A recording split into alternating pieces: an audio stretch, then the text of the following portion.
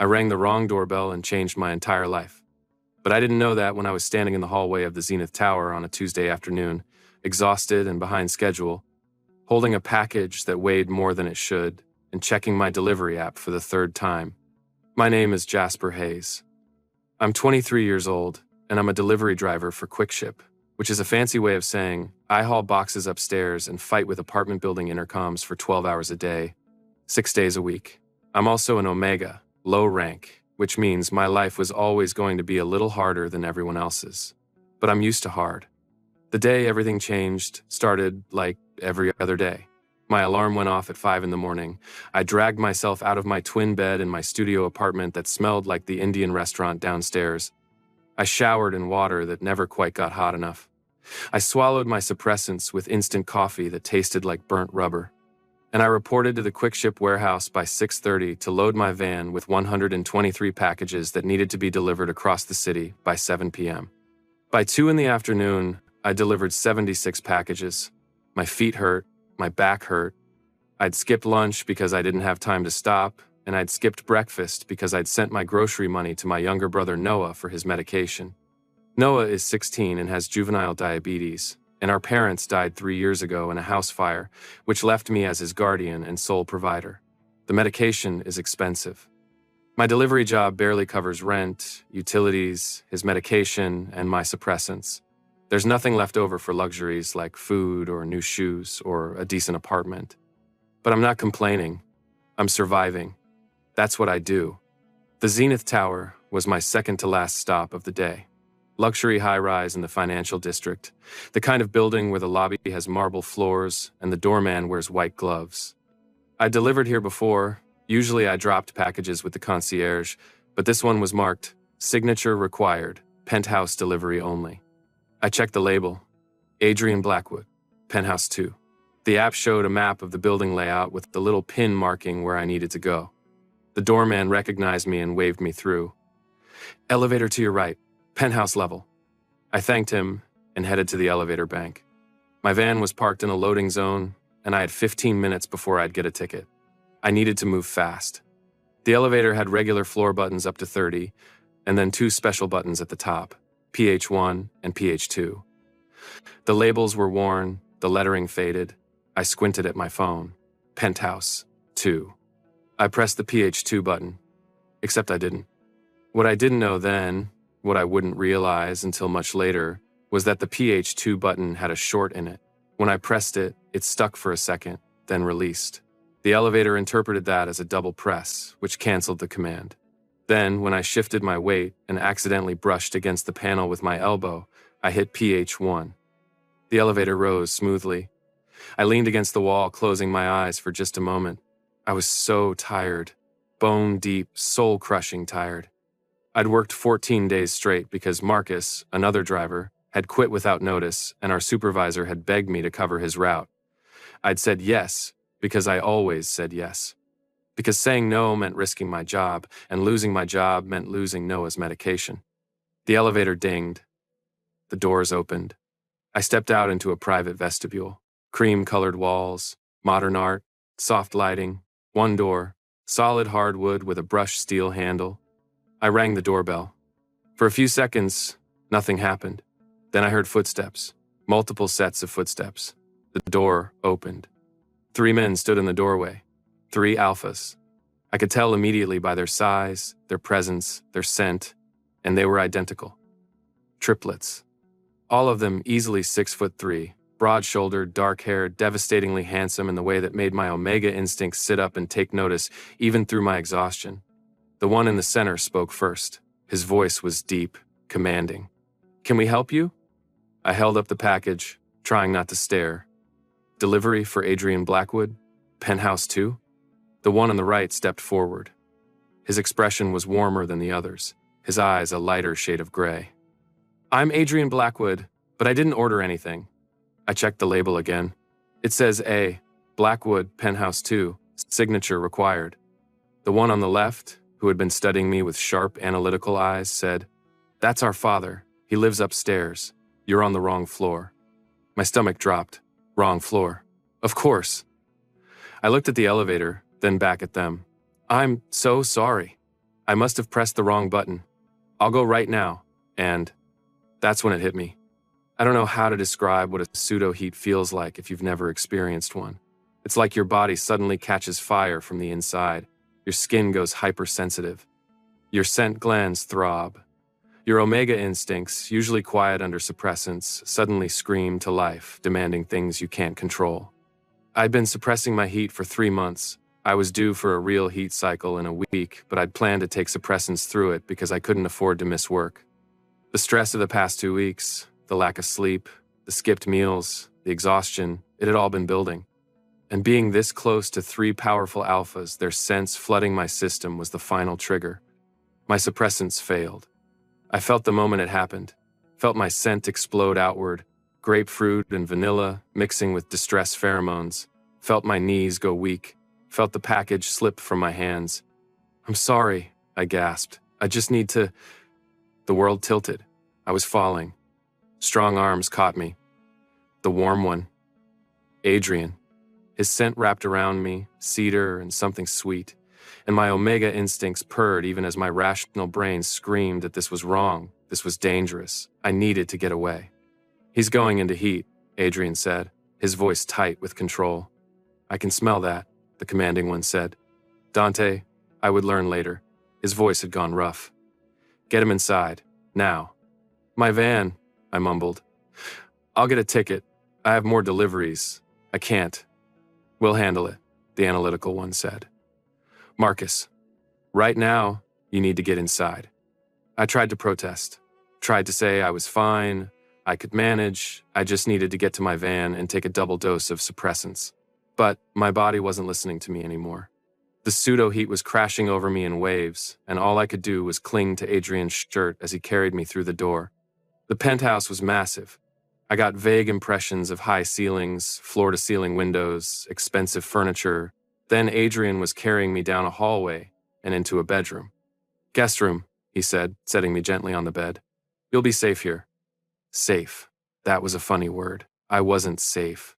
I was in a stranger's home, going into heat, surrounded by 3 alphas who could do whatever they wanted to me, and I'd be powerless to stop them. But Adrian's voice was gentle. "We're not going to hurt you. I promise. We're going to help you through this." "You don't understand," I said, my voice shaking. "I can't afford to be sick. I have deliveries. I have to work. My brother needs—" "Your brother will be fine," Dante said from the doorway. His voice was firm but not unkind. "We'll make sure of it. Right now, you need to focus on getting through this heat." "It's not a real heat," I protested. "It's pseudo, triggered by stress. If I just take more suppressants." "Suppressants don't work on pseudo-heats," Marcus said, appearing beside Dante. "You know that. Trying to force them through just makes it worse. You need rest, hydration, and alpha pheromones to bring your system back into balance." He was right. I knew he was right, but accepting help from strangers went against every survival instinct I'd developed. "I'll call your company," Dante said, pulling out his phone. "Let them know you're ill and won't be finishing your route." "No," I tried to sit up, panic flooding through me. "They'll fire me. I can't lose this job. Please, I just need an hour. I can push through." "You're not pushing through anything," Logan said firmly. "You're barely conscious. Your company will understand." "You don't know my company," I said bitterly. "Quick Ship doesn't care if you're sick or dying. If you don't finish your route, you're out." "Then we'll make them care," Dante said, and something in his voice told me he meant it. I watched through increasingly hazy vision as he stepped into the hallway and made the call. I couldn't hear what he said, but his tone was clipped, authoritative, the kind of voice that was used to being obeyed. When he came back, his expression was neutral. "They're sending another driver to finish your route. Your job is secure." "You're lying," I said. "They don't do that." "I'm not lying," he said calmly. "I explained that you were experiencing a medical emergency at a client's residence and that we would be pursuing legal action if they attempted to terminate you for it." They reconsidered their position. I blinked at him. "You threatened to sue my company for me?" "Yes." "Why?" The 3 of them exchanged a glance. Something passed between them, some silent communication I couldn't interpret. Finally, Marcus spoke. "Because you're ours." I must have misheard. The heat was making me delirious. "What?" "We'll explain later," Adrian said gently. "Right now, you need to rest. We'll take shifts sitting outside your door, releasing calming pheromones. It'll help stabilize your system." "You don't have to do that," I protested weakly. "We want to," Logan said simply. And then they left, closing the door behind them. I heard them talking in low voices in the hallway, heard the scrape of a chair being positioned outside the door, and then I smelled it. Alpha pheromones, carefully controlled, seeping under the door. Cedar and winter pine and something darker, more complex. All three of them, layering their scents to create a cocoon of safety. My omega instincts, still screaming from the pseudo-heat, immediately began to calm. My breathing evened out. The fire under my skin banked slightly. I should have been terrified. I was alone in a stranger's home, vulnerable, unable to protect myself, but for some reason, I felt safe. Like these three alphas, these complete strangers would actually keep their promise not to hurt me. I pulled a pillow over my face and let myself cry. From exhaustion, from fear, from the overwhelming relief of not being alone for once. And through it all, those alpha pheromones kept coming, steady and sure, telling my omega instincts that I was protected. That someone was taking care of me for once. The pseudo-heat lasted 3 days. 3 long, miserable days where my body cycled between burning up and shivering with cold, where my scent glands throbbed with overproduction, where my omega instincts demanded things I couldn't have. The triplets kept their promise. They took shifts outside my door, never entering, always releasing just enough pheromones to keep me stable. They left food and water on a tray just inside the door, knocked to let me know it was there, then retreated before I could feel embarrassed about my state. On the second day, I heard Adrian's voice through the door. "Jasper, that's your name, right? We found it on your driver's license. I hope you don't mind that we looked." "It's fine," I called back, my voice hoarse. "How are you feeling?" "Like I'm dying." "You're not dying. I promise. This will pass." "Easy for you to say. You're not the one going through it." I heard him laugh softly. "Fair point. Is there anything we can get you? Anything that would help?" I thought about it. "My brother, Noah. He's 16. He has juvenile diabetes. I need to make sure he has his medication and that he's eating properly. I usually call him every night, and I haven't been able to. What's his number?" I rattled it off, heard Adrian typing on his phone. "I'll call him right now," Adrian said. "I'll explain that you're sick but safe, and I'll make sure he has everything he needs. Okay?" "Why are you doing this?" I asked. "You don't even know me." Silence. Then, "We'll explain when you're feeling better. I promise." True to his word, Adrian called Noah. I heard his voice, calm and reassuring, explaining that I was safe but ill and wouldn't be able to visit for a few days. I heard him ask about Noah's medication, about his diet, about whether he needed anything. And then I heard him say, "We'll have groceries delivered to you today, and medication if you're running low. Don't worry about the cost. Your brother's being taken care of." I wanted to protest, wanted to say I'd pay them back, but I was too exhausted, too overwhelmed by the fact that someone was helping without being asked. On the third day, the heat finally broke. I woke up clear-headed for the first time in 72 hours. My scent had returned to normal. My body ached, but the fire was gone.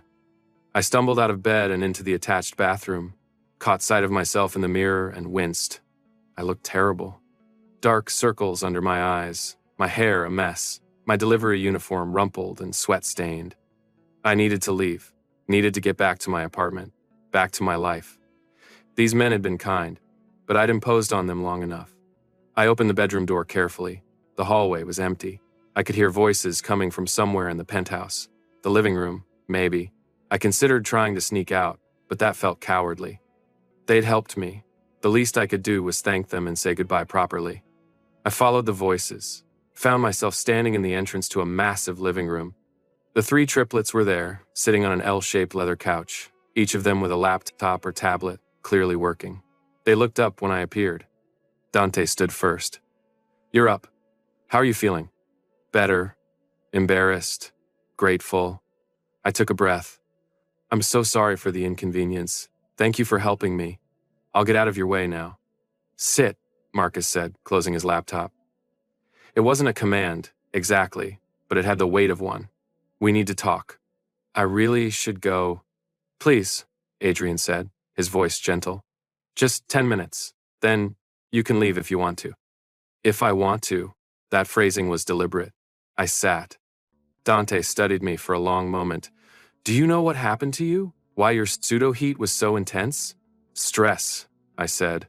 I've been working too much, not eating enough, not sleeping enough. My suppressants failed. It happens. That's part of it, Marcus agreed. But there's more. I waited. Logan spoke next. Has anyone ever explained fated mates to you? My stomach dropped. That's a myth.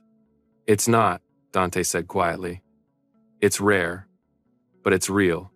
When two people, an alpha and an omega, are biologically compatible at a level beyond normal compatibility, they form what's called a fated mate bond. The bond makes them hyper-aware of each other. Their pheromones are perfectly matched. Their bodies recognize each other before their minds do. That's not real, I repeated, but my voice was weaker. It is, Adrian said, and it's even rarer for triplet alphas. We share everything. If one of us has a fated mate, all three of us bond to them. It's biological. We can't control it. I stared at them, at their identical faces, their identical expressions of certainty. You think I'm your fated mate. We know you are, Marcus said. We scented you the moment you rang our doorbell. All three of us recognized you simultaneously. That's why your pseudo-heat was so intense.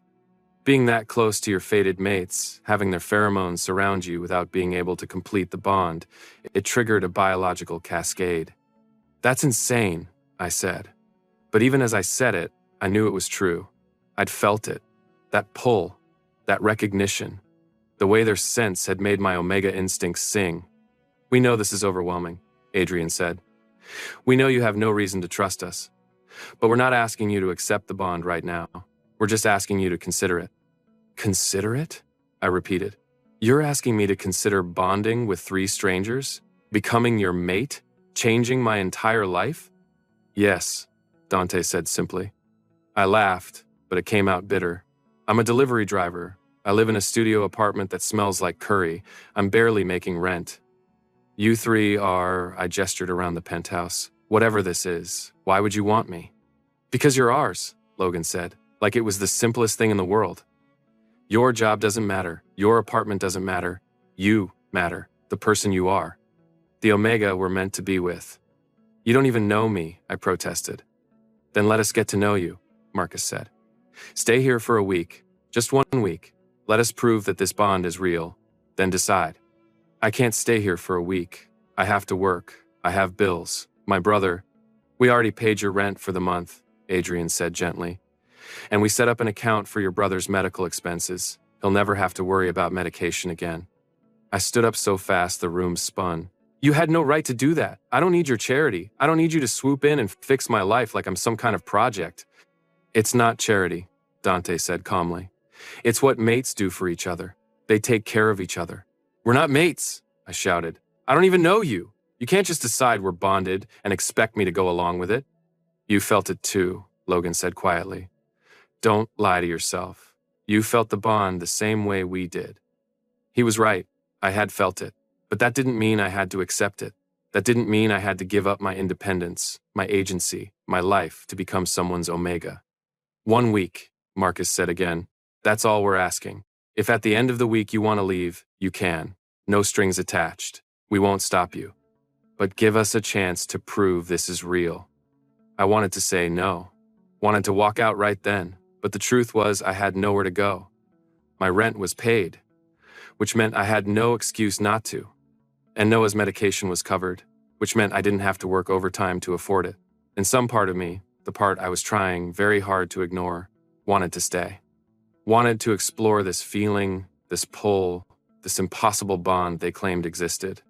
1 week, I said finally. But I'm not promising anything. All three of them smiled. Identical smiles that made my heart do something complicated in my chest. 1 week, Dante agreed. That first week changed everything, though I fought it every step of the way. The triplets were determined to prove the bond was real, and I was determined to find proof that it wasn't. They set me up in the guest room I'd occupied during my heat. It had its own bathroom, a walk-in closet, and a view of the city that was better than any view I'd ever had in my life.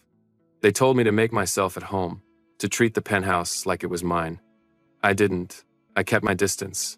Ate meals alone when I could, stayed in my room when I couldn't. I was polite, but cold.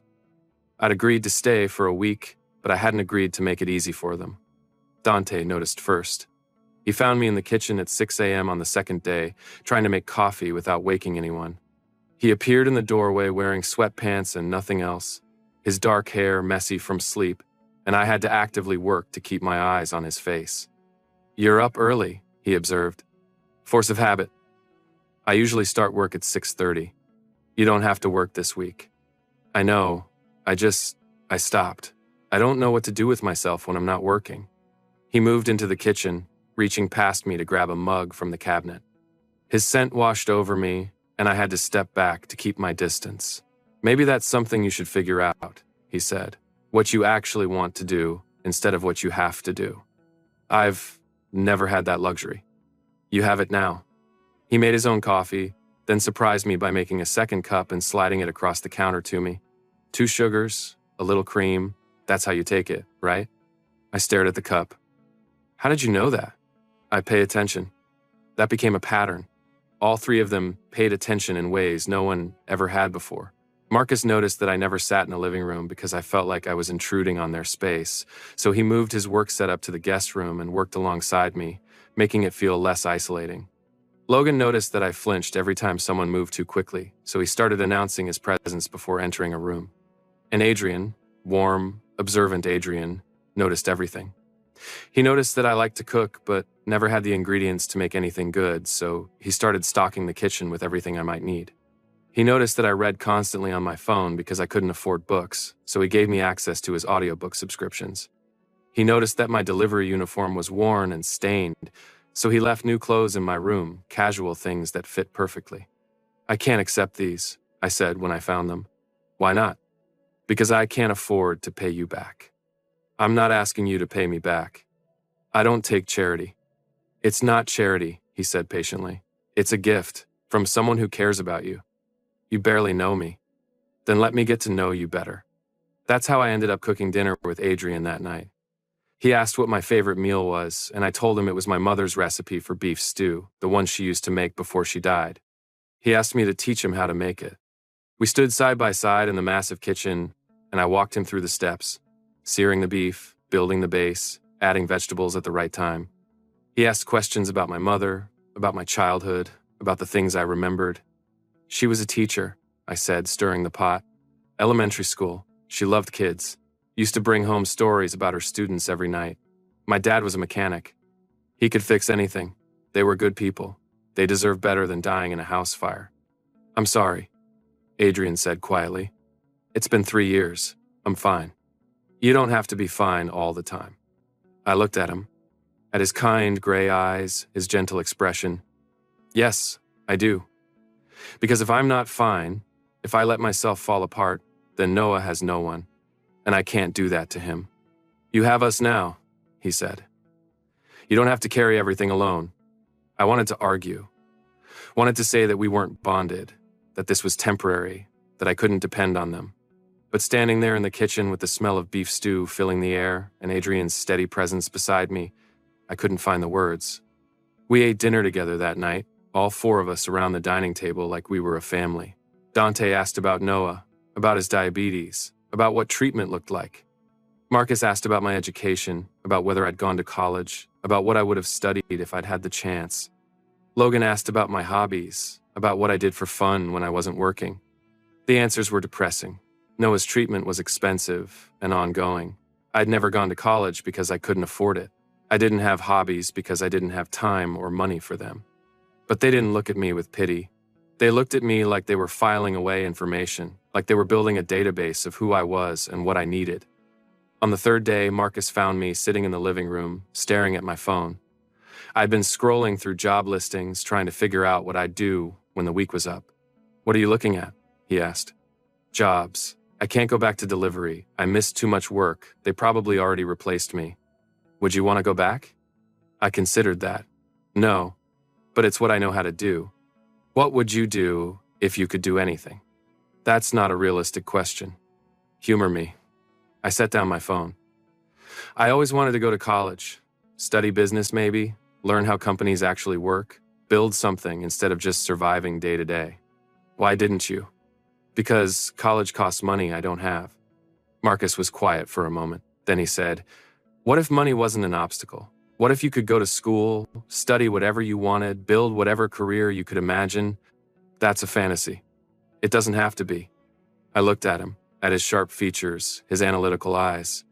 "You're talking about the bond again, about me accepting it and letting you provide for me. I'm talking about giving you options you've never had before. And what do you get out of it?" "You," he said simply. "That's all we want. You. Happy, healthy, building the life you deserve." On the 5th day, I woke up and realized I hadn't thought about money in 24 hours, hadn't worried about rent or bills or Noah's medication, hadn't calculated how many hours I needed to work to break even. For the first time in 3 years, I just existed without the constant background panic. It terrified me. I found Dante in his home office, working on his laptop. He looked up when I appeared in the doorway. "Can I come in?" "Of course." I sat in the chair across from his desk. "This scares me." "What does?" "All of it. This." I gestured around. "Getting used to this. Depending on you. Forgetting how to take care of myself." "You're not forgetting how to take care of yourself," Dante said. "You're learning that you don't have to do it alone anymore." "But what if this doesn't work? What if the bond isn't real? What if you realize I'm not what you thought I was?" "The bond is real," he said with absolute certainty. "We feel it every moment you're near us, and you're exactly what we thought you were. Strong, resilient, caring, determined, everything we could want in a mate." "I'm a mess," I said quietly. "I have debt and trauma and a brother to support. I'm not some perfect omega from a good family with a good education. I'm just..." "Perfect for us," he interrupted. "Exactly as you are."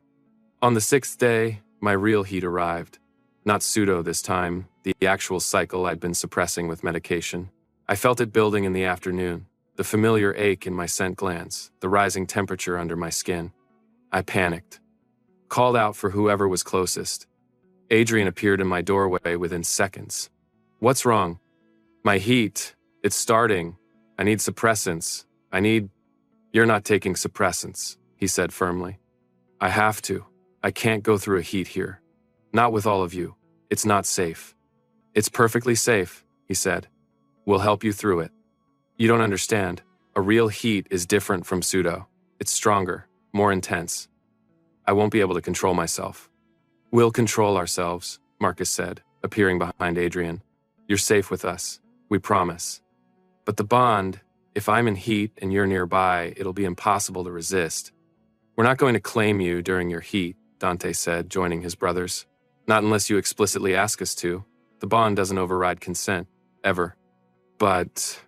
"Jasper," Logan's voice was gentle but firm. "Trust us. Let us help you. We've been researching omega heats for the past week. We know what we're doing." The heat hit full force an hour later. It was worse than any I'd had before, probably because I'd been suppressing for so long. The fire under my skin was unbearable. My scent glands were producing so much that the room reeked of grapefruit and vanilla. My omega instincts were screaming for alpha pheromones, for touch, for claiming. But the triplets kept their promise. They didn't enter my room. They stayed outside, releasing their pheromones in controlled bursts, enough to soothe but not overwhelm. They brought food and water, leaving it just inside the door. They talked to me through the door, their voices calm and reassuring. "You're doing so well," Adrian said on the 2nd day when I was crying from exhaustion and frustration. "Just a little longer. It'll break soon."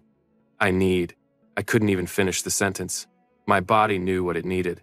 The bond was screaming at me to open the door, to let them in, to complete what biology demanded. "I know what you need," Dante said. His voice was rougher than usual, strained with the effort of control. "But we're not claiming you like this. Not when you can't think clearly. Not when you might regret it later." "I won't regret it," I gasped. "You don't know that?" Marcus said. "The heat is talking, not you. When it breaks, when you're clear-headed, then we'll talk about claiming. Not before." They were right. I knew they were right. But in the moment, it felt like torture. The heat finally broke on the 3rd day.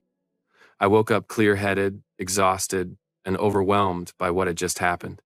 These 3 alphas had helped me through the most vulnerable state an omega could experience, and they hadn't taken advantage, not once. They'd kept their promise. They'd kept me safe. I got out of bed, showered, put on clean clothes, stood in front of the bathroom mirror, and made a decision. I found them in the living room. All three of them looked exhausted, like they hadn't slept in days, which they probably hadn't. "I'm ready to talk about the bond," I said. They straightened immediately. Dante spoke first. "Are you sure? You just came out of heat. You should rest." "I'm sure," I said. "I want to accept it. The bond. I want to be your mate." The relief on their faces was palpable. But Marcus asked the important question. "Why? Not because you feel obligated. Not because we helped you. Why do you want this?" I sat down across from them. "Because for the first time in my life, I feel like I belong somewhere. Because you see me as more than what I can provide or what I can do. Because you kept me safe when you didn't have to. Because I took a breath. Because I'm falling in love with you. All three of you. And that terrifies me, but it's true." "We're falling in love with you too," Adrian said quietly. "Does that mean you accept the bond?" Logan asked. "Officially?" "Yes," I said. "I accept it." Dante stood, crossed to where I was sitting, and knelt in front of me. "Then we need to explain what comes next. The mating bond requires a physical claiming, a bite to your scent gland. All three of us will mark you, and you'll be permanently bonded to us. It's not reversible. Once it's done, we'll be connected for life." "I understand." "It has to happen during your next heat," Marcus added. "The hormones make the marking take properly. That means waiting at least a month." "I can wait," I said. "And in the meantime," Logan said, "we court you, properly. We show you what this relationship will look like. We build trust and partnership. No rushing, no pressure." "I'd like that," I admitted. So that's what we did. For the next month, they courted me, and it was nothing like I expected. Dante took me to his office on the 8th day, not just to visit, but to actually show me how his company worked. We walked through glass-walled conference rooms, where people stopped mid-sentence to stare. Through open-plan workspaces where employees greeted him with respectful nods.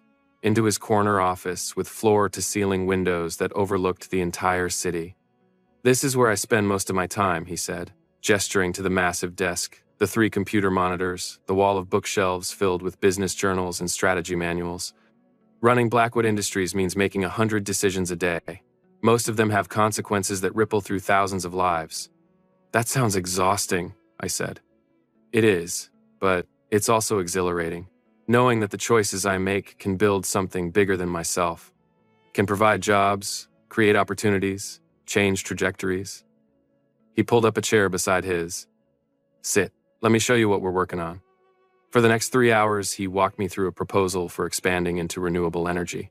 Showed me the market research, the risk assessments, the projected returns, asked what I thought about the strategy. "I don't know anything about business," I protested. "You know logic, you know problem solving. That's all business is, applying common sense to complex situations." He pointed to a section of the report. "What do you think about this timeline? Too aggressive? Too cautious?" I studied it. "Too aggressive. You're assuming government regulations won't change, but they always do. You need buffer time for delays." He stared at me, then smiled. "You're absolutely right. See? You know more than you think." We spent the rest of the afternoon revising the proposal together. He asked my opinion on everything, listened when I made suggestions, treated me like an equal partner instead of someone who needed protection. When I pointed out a flaw in the marketing strategy that his entire team had missed, he pulled out his phone and called them immediately. "Hayes just found an oversight. We need to revise Section 4 before the board meeting." He looked at me while he talked. "Yes, Hayes, my mate. He's brilliant, and you're all going to get used to working with him." When we left his office that evening, his hand at the small of my back, I felt different, useful, capable, like maybe I had something to offer beyond just surviving. "You're smart," he said in the elevator. "You see things others miss. Have you ever thought about getting a business degree?" "I told you, I can't afford." "You can now," he said simply. "We have the resources. The only question is whether you want to." I looked at him, at his serious expression, his absolute certainty. "I do want to. I've never been able to before. It feels impossible." "Nothing is impossible anymore," he said. "Not with us." Marcus found me the next day sitting at the dining table, surrounded by college applications I'd printed out. I'd been staring at them for an hour, overwhelmed by the options, terrified of making the wrong choice. "Need help?" he asked, setting down a cup of tea beside me. "I don't even know where to start. There are so many programs, so many requirements. What if I pick wrong?" "Then you change direction," Marcus said practically. "Nothing is permanent except the bond. Everything else is flexible." He pulled up a chair. "Tell me what you're interested in." "Business, like Dante showed me. Understanding how companies work, how decisions get made, how to build something sustainable." "Good, that narrows it down." He pulled out his tablet, started making notes. "Local universities with strong business programs, part-time versus full-time. Prerequisites you'll need. Timeline for applications." He looked up. "This is manageable. We'll make a plan." And we did. For the next 2 hours, Marcus walked me through every aspect of going back to school. Financial aid I wouldn't need because they'd cover it, but he showed me anyway. Class schedules that would work around whatever job I decided to take. Programs with evening classes for working adults. He broke down every overwhelming piece into manageable steps. "You're good at this," I said, watching him organize everything into a spreadsheet. "It's what I do. Break complex problems into solvable components." He looked at me. "But you know what the real trick is? Knowing that you don't have to solve everything at once. Just the next step, and then the next. That's how you build a life." "Is that how you built yours?" "That's how we all do it. One decision at a time. Some of them work out, some don't, but you keep moving forward anyway." He set up a financial plan for me too. Walked me through budgeting, investing, long-term planning, showed me how to manage money instead of just surviving paycheck to paycheck. He set up a trust fund for Noah's medical expenses that would cover him through college and beyond. "This is too much," I protested when I saw the numbers. "It's not too much," Marcus said. "It's what you deserve, what Noah deserves. Let us give you security." "But what if something happens? What if the bond doesn't work out long term? What if—" "The bond is permanent," Marcus interrupted gently. "We're not going anywhere. But even if we were, this trust is in Noah's name. It's his, regardless of what happens between us. He'll never have to worry about medication or treatment or missing school because he can't afford it. That's settled." I felt my eyes sting. "Thank you." "Don't thank me. This is what family does." On the 10th day, Logan dragged me to the building's private gym. I'd been avoiding it, intimidated by the equipment and the idea of exercising in front of people who actually knew what they were doing. "I don't work out," I protested. "I'm not athletic. I'll just embarrass myself." "You carry packages all day," Logan said. "You're plenty athletic. You just haven't channeled it properly." The gym was empty except for us. Logan had reserved it for the morning, ensuring I wouldn't have an audience. He started me with basic exercises. Bodyweight squats, push-ups on my knees, planks that made my core scream after 30 seconds. "You're stronger than you think," he said, demonstrating proper form. "Your body is capable of more than you've been letting it do." "I carry packages all day. I'm plenty strong." "That's endurance, not strength. There's a difference. Endurance is about lasting. Strength is about capacity. How much weight can you move? How much force can you generate? You've been in survival mode so long you've only developed the minimum required to get through the day, but you have so much more potential." He was patient as he taught me, corrected my posture without making me feel incompetent, encouraged me when I wanted to quit, pushed me just hard enough to challenge without overwhelming. By the end of the hour, I was exhausted in a completely different way than delivery work exhaustion. This felt earned, accomplished. "How do you feel?" Logan asked as we cooled down. "Like I got hit by a truck." He laughed. "That's good. That's growth. Tomorrow you'll be sore, and then the next day you'll be stronger." "Why did you teach me this?" I asked after one session a week later, when I could finally do a real push-up without collapsing. "It's not like I need to be strong. I'm not working delivery anymore. Because being our mate doesn't mean being helpless," he said. "You should feel strong. Should know you can take care of yourself, even with us around. Physical strength builds mental confidence. When you know your body is capable, you start believing your mind is too." "Is that what happened to you?" "Yes. I was a weak kid, sick a lot. Marcus was always the smart one, Dante was always the leader, and I was just there. Then I started training, got strong, realized that my body could do things I never thought possible, and that changed how I saw myself. Changed how I saw everything. You're not just the strong one, though. You're more than that. He smiled. Took me a long time to realize that. Strength was how I defined myself, because it was the thing I could control. But you're right. I'm more than that. Just like you're more than a delivery driver or a struggling Omega or any of the other labels you've been carrying. On the 12th day, Adrian asked what I like to do for fun. I stared at him blankly. Fun, he repeated. Hobbies. Things you enjoy just because you enjoy them. I don't have hobbies. Everyone has hobbies. I read sometimes, on my phone, when I have time, which is never. What do you read? Whatever's free. News articles, Reddit threads, library apps when I remember to return books on time. Adrian's expression suggested this was even sadder than he'd anticipated. Come with me. He took me to his study. One wall was floor-to-ceiling bookshelves, packed with books of every genre imaginable. Fiction, non-fiction, classics, contemporary, graphic novels, art books. It was the kind of personal library I'd only ever seen in movies. Pick anything, he said. Anything at all. It's yours. I walked along the shelves, running my fingers over the spines. So many books, so many worlds I had never had time to explore. I pulled out a thick fantasy novel, something I'd seen recommended online but never thought I'd actually read. This one? Great choice. One of my favorites. He paused. But you said you usually read on your phone. Would you prefer audiobooks? You can listen while doing other things. I can't afford audiobook subscriptions. You have access to all of mine now. Let me set it up. He spent the next hour showing me his audiobook library. Thousands of titles across every genre. He created playlists, organized by mood. Want something light? He said. I've got comedy memoirs in folder 1. Need to think? There's philosophy in folder 3. Want to escape? Epic fantasy in folder 7. How did you have time to organize all this? I asked, overwhelmed. I made time, he said simply, because I wanted you to have options, to feel like you can access the same things as before, just in a different format. Reading shouldn't be a luxury. It should be a given. That night, I lay in bed listening to a book about a chosen family of found siblings learning to trust each other after trauma.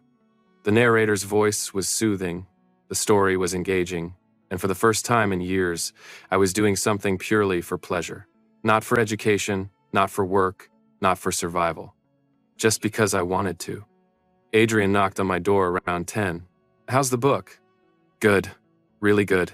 Thank you. You're welcome. And Jasper? You're allowed to enjoy things. You're allowed to take up space without earning it. You're allowed to just be. The words hit harder than they should have. I'd spent so long believing I had to justify my existence through productivity that the idea of just being felt almost transgressive. I'm working on it, I said quietly. I know, and we'll help you get there.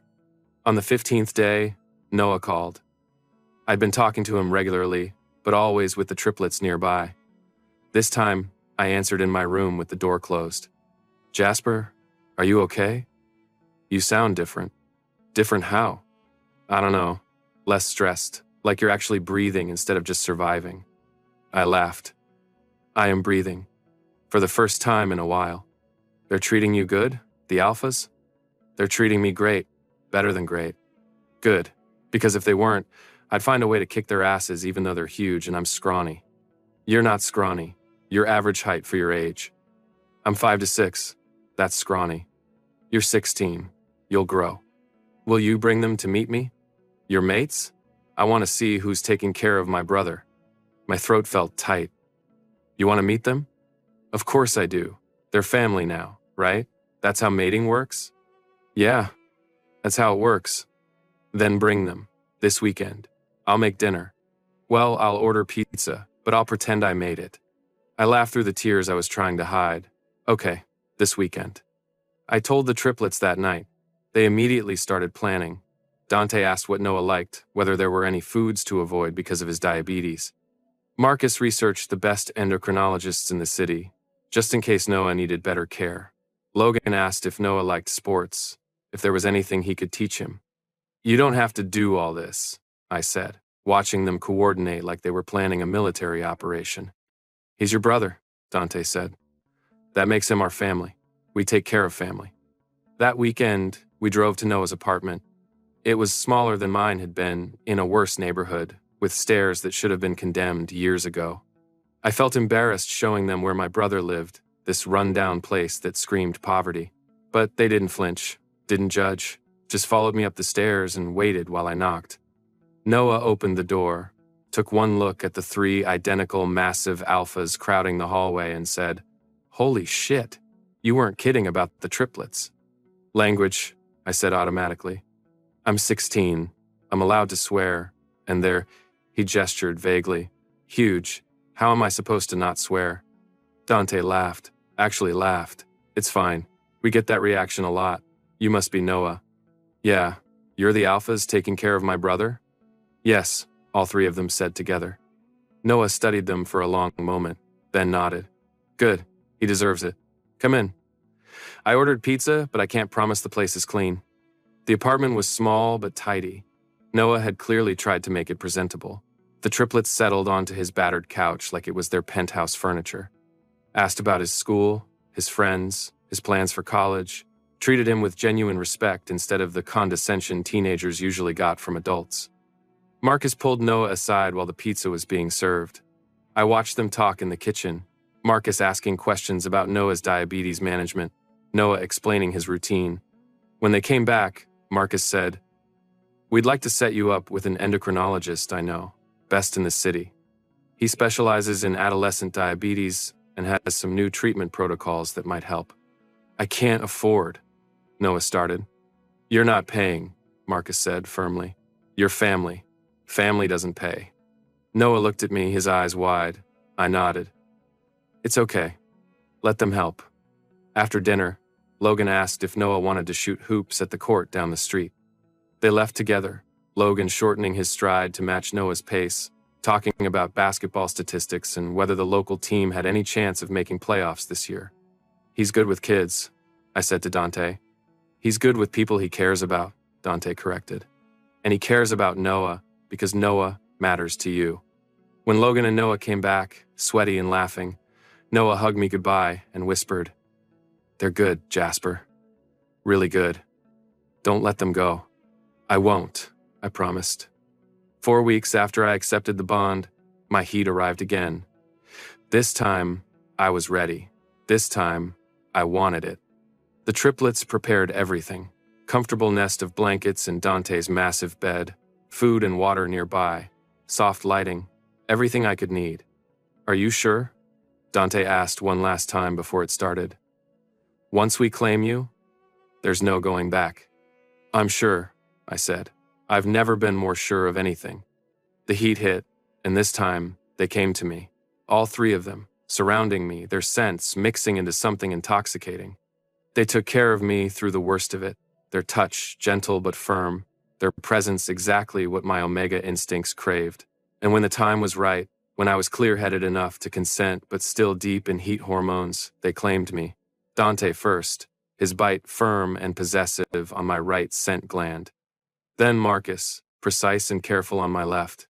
Finally Logan, protective and tender on the back of my neck. 3 marks, 3 bonds, 3 alphas binding themselves to me permanently. The sensation was overwhelming. I felt their emotions flooding into me through the bond. Love, devotion, possessiveness, pride. So much pride in me for accepting them, for trusting them, for letting them in. "I love you," I said to all 3 of them when the claiming was done. "I don't know when it happened, but I do. I love all of you."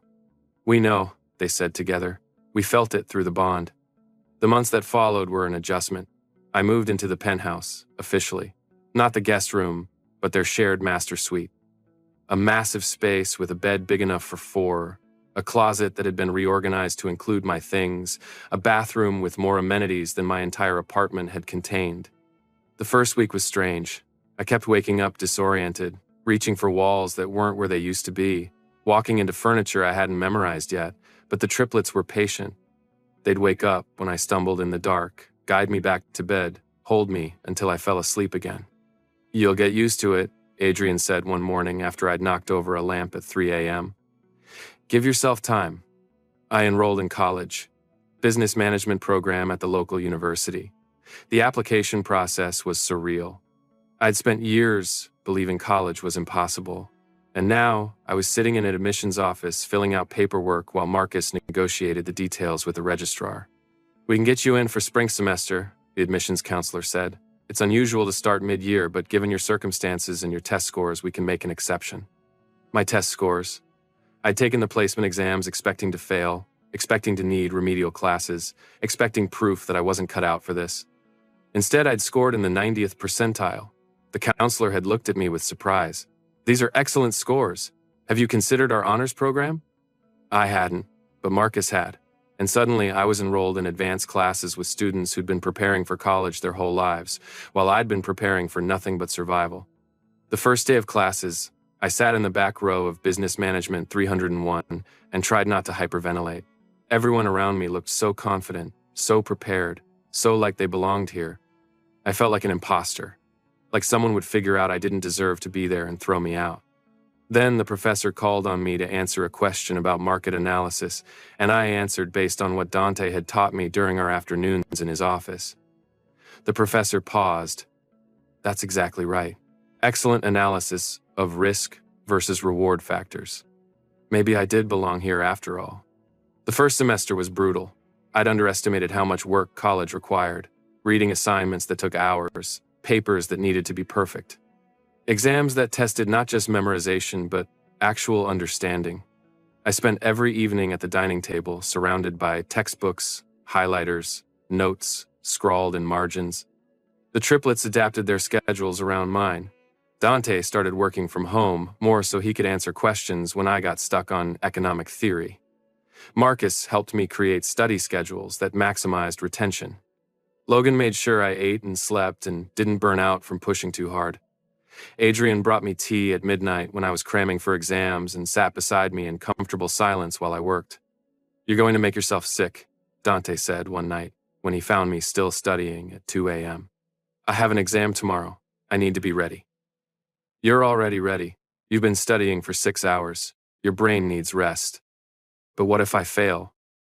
What if I'm not good enough? What if everyone figures out I don't belong there?" He pulled me away from the table, wrapped his arms around me. "You belong there. You've earned your place. And even if you did fail, which you won't, we'd still be proud of you for trying." I didn't fail. I got a B+. Not perfect, but solid. More than I'd ever expected. By the end of my first semester, I'd made the dean's list. The letter came in the mail, official university letterhead, my name printed in formal script. "Congratulations on your academic achievement. You have been recognized for maintaining a GPA of 3.8 or higher." I stared at it for 10 minutes. Then I cried. The triplets found me in the kitchen, tears streaming down my face, clutching the letter like it might disappear if I let go. "What's wrong?" Adrian asked, immediately concerned. "Nothing's wrong. I held up the letter. "I made the dean's list. I did this." They celebrated like I'd won a Nobel Prize. Dante ordered food from my favorite restaurant. Marcus framed the letter and hung it in his office. Logan called Noah to tell him the news. And Adrian held me while I cried happy tears and whispered, "I'm so proud of you. We all are." 6 months after the mating, I started working part-time at Blackwood Industries. Not as a favor, but as an actual employee. Entry-level position in the business development department. I had to interview like everyone else, had to prove I could do the work, had to earn my place alongside people who didn't know I was sleeping with the CEOs. My interview was with the department head, a sharp-eyed alpha woman named Victoria Chen who had a reputation for being impossible to impress. "Your resume is thin," she said, scanning the single page I'd managed to put together. "No work experience beyond delivery driving, no internships, no relevant background." "No," I agreed. "But I'm a fast learner. I'm enrolled at the university studying business management. I have practical experience analyzing market strategies and risk assessment. And I'm willing to work harder than anyone else you interview." She studied me. "Why do you want to work here, specifically?" "Because I'm mated to your bosses," I thought. But what I said was, because Blackwood Industries has a reputation for innovation and employee development, I want to learn from the best. And I want to contribute to something bigger than myself. She hired me. Later I learned she'd had no idea I was connected to the triplets. She just thought I had potential. My first day, I showed up 30 minutes early, wearing a suit Dante had helped me pick out. I was assigned to a cubicle in an open workspace, given a computer login, and handed a stack of files to analyze. "Welcome to the team," my supervisor said. He was a beta named James, mid-40s, with kind eyes and a patient demeanor. "We're working on the renewable energy expansion. Your job is to review competitor analysis and identify market gaps. Think you can handle that?" "Yes, sir." "Don't call me sir. Makes me feel old. James is fine." I dove into the work, spent 8 hours reviewing data, making notes, identifying patterns. It was exactly like what Dante had shown me, except now I was doing it for real, contributing to actual decisions that would affect actual people. At the end of my first week, James called me into his office. I went, heart pounding, convinced I'd messed up somehow. "I wanted to talk about your work on the competitor analysis," he said. "I'm sorry if You found something our entire team missed," he interrupted. "That regulation loophole you identified? That changes our entire approach to market entry. We're presenting it to the board next week." "Really? Really? Where did you learn to analyze like that?" "I've been studying, reading everything I can find about business strategy." He smiled. "Well, keep studying. You're good at this." My supervisor, who didn't know I was mated to the CEOs, told me after my first month that I was one of the best hires they'd made in years, that I had a natural head for business and strategy, that I had a future with the company if I wanted it. I did want it. Turned out that when you weren't constantly exhausted and stressed about survival, you had the energy to be good at things, to excel, to build. The first time I ran into Dante at the office was surreal. He was walking through the department with an entourage of executives, and our eyes met across the open workspace. He didn't smile, didn't acknowledge me beyond a professional nod. Kept walking like I was just another employee. Later, I asked him about it. "Why didn't you say anything?" "Because this is your space," he said. "Where you're building something that belongs to you, not to us. I'm not going to compromise that by treating you differently than I treat any other employee. But I am different. I'm your mate. Here, you're Jasper Hayes, junior analyst. That's how it should be. You're earning respect through your work, not through our relationship. That matters." He was right. It did matter. When my coworkers praised my analysis or asked my opinion in meetings, I knew it was because of my capabilities, not because the bosses liked me. That validation meant everything. A year after I accepted the bond, I graduated with my associate degree, top of my class. The ceremony was held in the university's main auditorium, hundreds of graduates in identical caps and gowns. I sat in the assigned seat, surrounded by strangers, waiting for my name to be called. When it was, I walked across that stage and accepted the diploma with shaking hands. The dean shook my hand, congratulated me, moved on to the next person, just another graduate in a sea of hundreds. But when I looked out into the audience, I saw them: Dante, Marcus, Logan, and Adrian. All four of them standing, applauding, their pride visible even from a distance. And beside them was Noah, jumping up and down and whistling like he was at a basketball game. After the ceremony, they found me outside. Noah got to me first, pulling me into a hug. "You did it! You actually did it!" "I actually did it," I repeated, still not quite believing it. "We're so proud of you," Dante said, and his voice was rough with emotion.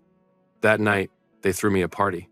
Not just family, but friends I'd made in school, co-workers from Blackwood Industries, Noah's friends, even my old delivery supervisor who'd sent a card congratulating me. The penthouse was packed with people celebrating this thing I'd accomplished. Dante gave a toast to Jasper, who rang the wrong doorbell and changed all our lives for the better, who proved that potential has nothing to do with circumstances and everything to do with determination. "We're honored to be your mates." I was crying by the time he finished. Happy tears, grateful tears, tears that came from finally believing I deserved all of this. That night, lying in bed with all three of my mates surrounding me, I thought about that day. Standing in the hallway of the Zenith Tower, exhausted and behind schedule, holding a package that weighed more than it should. I'd rung the wrong doorbell, made a mistake, got lost, and found my home anyway. 2 years after the mating, my life looked nothing like I'd imagined. I was the director of business development for Blackwood Industries, a promotion I'd earned through 3 years of exceptional work and a completed master's degree.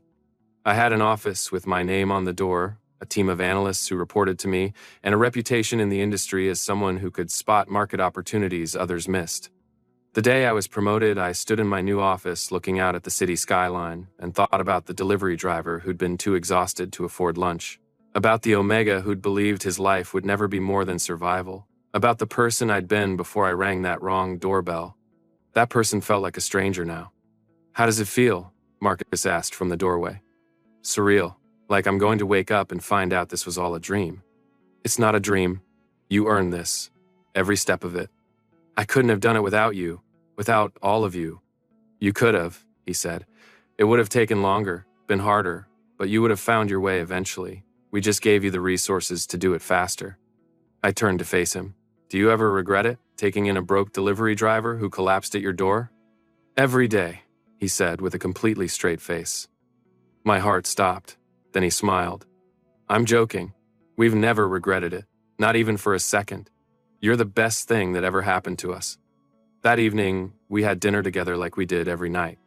The four of us at the table that had become ours, talking about our days, making plans for the weekend, existing in the comfortable routine we'd built. "I have news," I said midway through the meal. All three of them looked at me. "I'm pregnant." The silence lasted 3 heartbeats, then chaos. Adrian jumped up, nearly knocking over his chair. Marcus pulled out his phone, probably to call doctors. Logan came around the table to pull me into his arms, careful and gentle. "And Dante." Dante just stared at me with an expression of such profound joy that my eyes welled up. "Triplets," I added. "One for each of you. The doctor confirmed it this morning." "Triplets," Adrian breathed. "Ours," Logan said. "Perfect," Marcus finished. The pregnancy was carefully monitored from the start. 3 babies meant higher risk, more doctor appointments, more precautions. My Omega body was designed for this, but carrying 3 at once pushed every biological system to its limits. The first trimester was rough. Morning sickness that lasted all day. Exhaustion so profound I could barely stay awake through meetings. Food aversions that made everything smell wrong. I lost weight instead of gaining it, and the doctor put me on a strict nutrition plan. The triplets were incredible. Adrian took over cooking, making bland foods that wouldn't trigger my nausea. Marcus reorganized my work schedule so I could rest when I needed to. Logan carried me upstairs when I was too tired to climb them myself. Dante held my hair when I vomited and never once complained about being woken up at 3 a.m. "I'm sorry," I said one morning after throwing up for the 3rd time. "This is miserable for you." "This isn't about us," Dante said firmly. "You're growing our children. That's the least miserable thing in the world." At 12 weeks, the morning sickness finally eased. We had our first ultrasound, saw 3 tiny heartbeats on the screen, heard the doctor confirm that all 3 babies were developing normally. 3 boys, the doctor said. "Congratulations."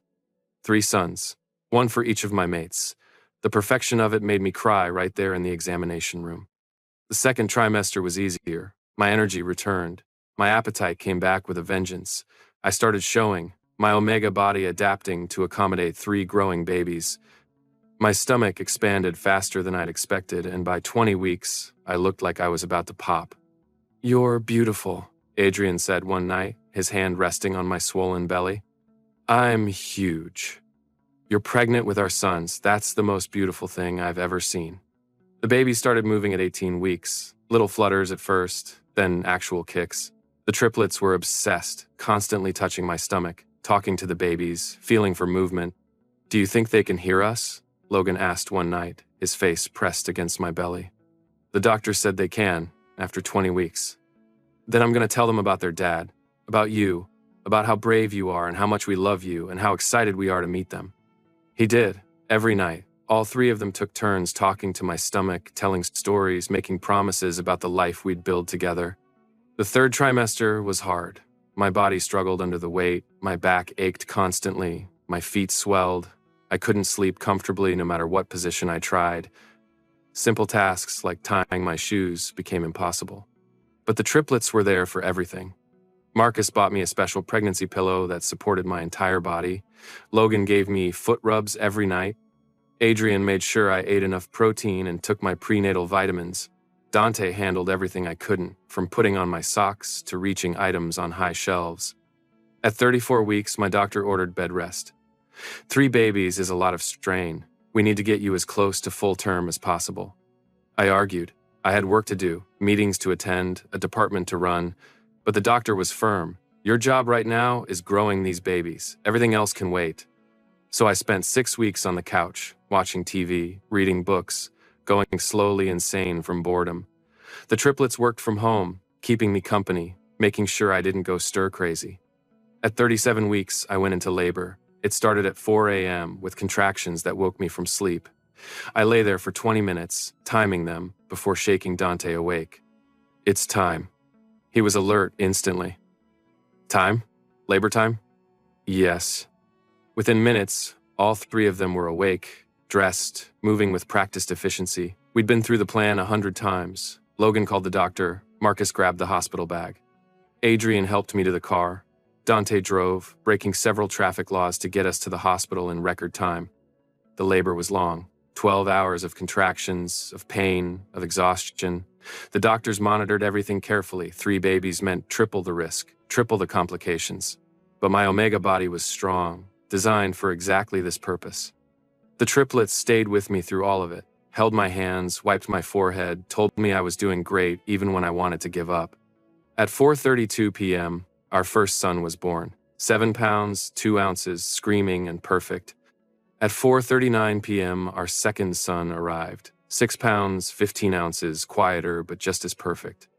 At 4:47 p.m., our third son made his entrance. 7 pounds even, demanding and loud. 3 boys. 3 healthy, beautiful boys. The doctor placed them on my chest one at a time, each one perfect and tiny and ours. I looked up at my mates and saw tears streaming down all their faces. You did it, Dante said, his voice breaking. You gave us sons. That night, surrounded by my mates and our 3 sleeping newborns, I felt complete in a way I'd never experienced before. This was my family. Built on a wrong doorbell, a fated mate bond, and 3 alphas who saw past my circumstances to who I really was. Thank you, I said quietly.